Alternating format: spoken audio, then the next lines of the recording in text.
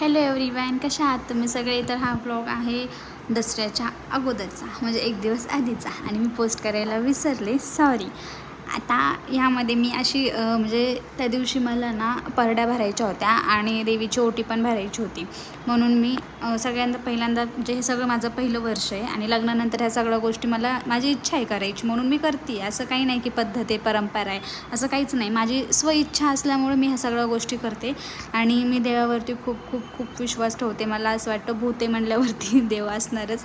जर भूतं नसती तर मग देव नसता, मी असं गृहीत धरलं असतं. पण आता आपण अंधश्रद्धा एवढं हे करतो की भूत असतं, हे असतं, ते असतं, मग ते सगळं येतं. मग देव का नाही, देव आहे.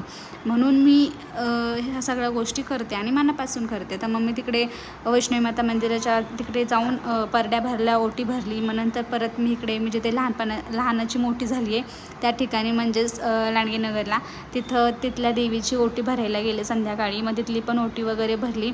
आणि तिथे त्या दिवशी होम होता. मला होममध्ये पण नारळ वगैरे हे करायचं होतं, व्हायचं होतं.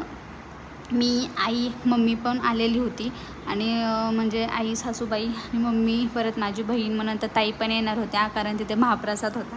आणि उपवासाच्या दिवशी महाप्रसाद आणि उपवास सोडणं हे एक चांगलीच गोष्ट आहे, म्हणून मी आले होते. मग मी तिथं छान अशी पूजा वगैरे करून घेतली.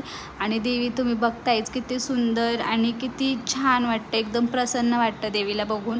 आणि मला खूप छान वाटलं. तिथं मी पूजा वगैरे केली, व्यवस्थित सगळ्या गोष्टी केल्या, ओटी भरली, नंतर पाया पडल्या. आणि असं झालं की मी जिथं ओटी भरत होते तिथं माझा पदर दिवा होता, तिथे माझा पदर पडला.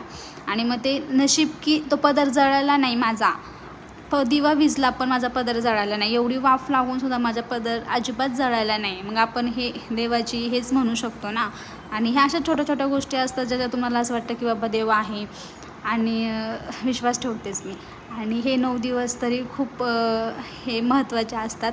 आता हे तेच बघा तुम्ही, मी ओटी भरत होते तर माझ्या ह्याने दिवाची हेच वात हे झाली, विजली. पण दिवा काही म्हणजे सगळ्यांना असं वाटत होतं की माझ्या साडीला आग लागते का काय. सगळे मला ओरडत होते, पदर सांभाळ, पदर सांभाळ. तसं मी काही केलं नाही. माझा हा ब्लॉग कसा वाटला नक्की सांगा कमेंट करून. मी कशी दिसते ते पण सांगा. आणि मी ह्या सगळ्या गोष्टी करते हे चांगलं आहेत की नाही ते पण मला कमेंट करून नक्की सांगा. त्यानंतर आम्ही घरी आलो. घरी आल्यावरती मी सगळ्यात पहिल्यांदा केस बांधून घेते. यांना जेवायला दिलं.